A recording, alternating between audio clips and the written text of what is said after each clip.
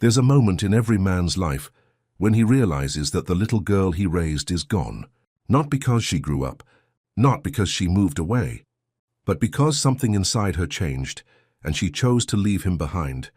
For me, that moment came on a Tuesday afternoon when my daughter slid a white envelope across a coffee shop table and asked me not to come to her wedding. My name is David Callahan. I'm 52 years old, and before you judge my daughter too quickly, you need to understand where we started. When Emily was 2 years old, her mother disappeared. No warning, no goodbye. One day we were a family. The next day there was an empty closet and a wedding ring sitting on the kitchen counter. That was it.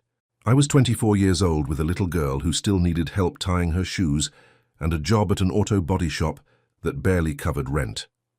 I didn't know what I was doing. Most days I was terrified, but every morning I got up and did it anyway, because Emily needed me. I learned how to braid hair by watching videos late at night. I packed school lunches. I attended every parent-teacher conference. I worked double shifts and overtime whenever it was available. When Emily got sick, I sat beside her bed. When she had nightmares, I stayed awake until she fell asleep again. I wasn't rich. I wasn't educated. I wasn't impressive, but I was there. Every single day, and for a long time that was enough. When Emily earned a scholarship to college, I thought all those sacrifices had finally paid off. I remember sitting in my truck after she opened the acceptance letter. I cried so hard I couldn't start the engine. What she never knew was that the scholarship didn't cover everything. I quietly borrowed against my retirement account to make up the difference. I never told her. I didn't want gratitude. I just wanted her future to be bigger than mine. College changed her. At first it was small things. Different clothes, different friends, different ways of speaking. Then she met Jeremy. He came from a world neither of us understood. His father was a retired surgeon. His mother sat on non-profit boards. Their family vacations looked like magazine advertisements. The first time I met them, I felt like I'd accidentally wandered into somebody else's life. Still, I tried, because Emily seemed happy. And happy was all I'd ever wanted for her. But over time, something started changing. Whenever I talked about the neighborhood where she grew up, she'd change the subject. Whenever I mentioned the auto shop, she'd become uncomfortable. It was subtle, small enough to ignore, at least at first. Then came the engagement. 14 months before the wedding, I expected excitement. Phone calls, planning, questions. Instead, I felt myself drifting further and further from her life. Months passed. Then one afternoon, a text appeared. "Dad, can we meet for coffee Tuesday? There's something I need to discuss with you." The word discuss bothered me. Not talk, not catch up. Discuss, like I was a client or a problem. Still, I showed up 15 minutes early. I ordered a black coffee and waited. At exactly 2 o'clock, Emily walked through the door. She looked beautiful, successful, confident, and strangely distant. She sat down without hugging me, without even asking how I'd been. In her hand was a white envelope. She placed it carefully on the table between us. Then she took a deep breath.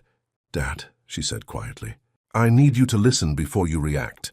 Something inside me sank, because suddenly I knew. I didn't know exactly what she was about to say, but I knew it wasn't going to leave me the same man who had walked into that coffee shop. And a few seconds later, my daughter proved me right. For a moment, neither of us spoke. Emily kept her eyes on the envelope. I kept mine on her. Then she finally said it. "Jeremy's family is very traditional." I nodded slowly. "Okay, there are going to be important people at the wedding." Something about the way she said important made my stomach tighten. Not guests, not family friends. Important people. The kind of people who apparently existed in a different category than the rest of us. She took another breath. Then the words came out. "Dad, you don't really fit in with that crowd." I wish I could tell you I was shocked. The truth is, part of me had been expecting it. Not those exact words, but something like them. The distance between us hadn't appeared overnight. It had been growing for years. Slowly, quietly, like a crack spreading through glass. She kept talking about appearances, about expectations, about the future she and Jeremy were building. Then she pushed the envelope toward me. Inside was $10,000. $10,000 to disappear. $10,000 to miss the day I dreamed about since the moment I first held her in my arms. I listened without interrupting, maybe because I was too hurt to argue. Maybe because I wanted to hear how far she was willing to go. When she finally stopped talking, I picked up the envelope, placed it inside my jacket, and said one word. "Okay." The relief on her face hurt more than everything else combined. She smiled. Actually smiled. Then she kissed my cheek and walked away. Just like that. 30 years of fatherhood reduced to a transaction. I sat there for nearly an hour after she left. The coffee turned cold. The waitress asked if I wanted a refill. I barely heard her. All I could hear were Emily's words repeating in my head. "You don't fit." That night I drove home in complete silence. No music. No radio. Nothing. Just me and the road. The envelope sat on the passenger seat the entire drive. Every time I glanced at it, it felt heavier. As if it weighed far more than $10,000. As if it contained every sacrifice I'd ever made. The next 6 days passed in a blur. I went to work. Fixed engines. Changed transmissions. Came home. Ate whatever was easiest. Then sat alone in my apartment staring at walls. Sleep became almost impossible. Every time I closed my eyes, I saw Emily sliding that envelope across the table. Every time. Then 6 days before the wedding, my phone rang. The number wasn't familiar. Normally, I would have ignored it. Something made me answer. "Hello?" A nervous male voice responded. "Mr. Callahan?" "Yes." There was a pause. Then, "This is Jeremy." I sat upright immediately. Jeremy had never called me. Not once. In all the time he'd been dating my daughter. Not once. My heart started pounding. "Is Emily okay?" Another silence. Longer this time. Finally he spoke. "Can I come see you?" 20 minutes later, I watched his BMW pull up outside my apartment. He sat in the driver's seat for almost a minute. Just sitting there, motionless. Then he stepped out. And before he even reached my front door, he started crying. Not quietly. Not politely. The kind of crying that comes from genuine heartbreak. The kind people can't fake. I opened the door before he knocked. The moment he stepped inside, he looked at me and said something I never expected. "I'm sorry." Over and over. "I'm so sorry." I sat him on the couch and handed him a glass of water. For nearly 10 minutes, he couldn't stop apologizing. Finally, he managed to calm down. Then he pulled a folded document from his jacket. His hands were shaking. "I found this." I unfolded the paper and immediately recognized it. A copy of the cashier's check. $10,000. Attached was a note. "Payment for non-attendance." The words looked even worse written down. Jeremy stared at the floor. "Emily told me you didn't want to come." I said nothing. "She told me you felt uncomfortable around our friends."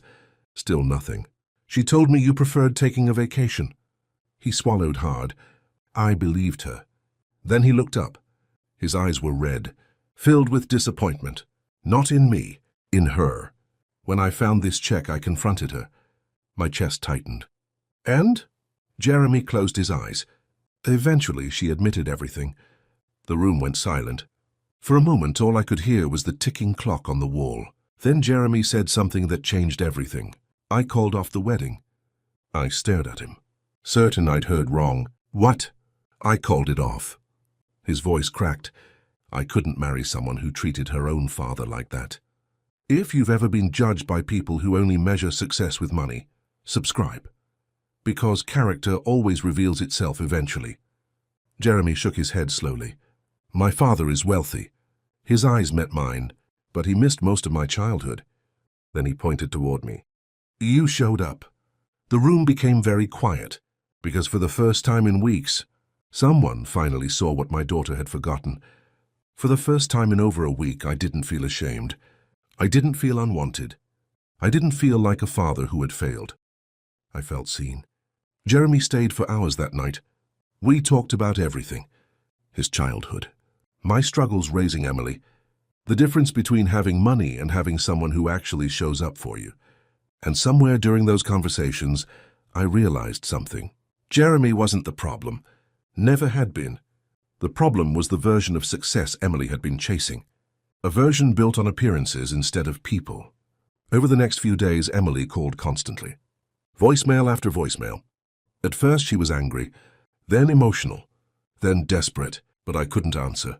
Not because I hated her, because I was still trying to understand how the little girl I'd raised had become the woman who handed me an envelope. 3 weeks later, there was a knock at my door. When I opened it, I barely recognized her. No designer clothes, no perfect makeup, no carefully crafted image. Just my daughter, tired, broken, ashamed. The moment she stepped inside, she started crying. Real crying. The kind that comes from regret. "Dad," she whispered, "I'm sorry." For the next hour she talked. About the pressure, to the people she'd surrounded herself with, the way she'd become obsessed with status and appearances, the way she'd convinced herself that success meant leaving parts of her old life behind, including me. "I don't know how I became that person," she said through tears. Then she knelt beside my chair and took my hands. "I'm not asking you to forgive me today." Her voice shook. "I'm asking you to let me earn it. If you've ever had someone break your heart and still found a way to love them, subscribe. Because forgiveness is one of the hardest things a person can choose." I looked at her for a long moment. Then I saw it. Not the woman from the coffee shop. The little girl who used to wait by the front door for me to come home from work.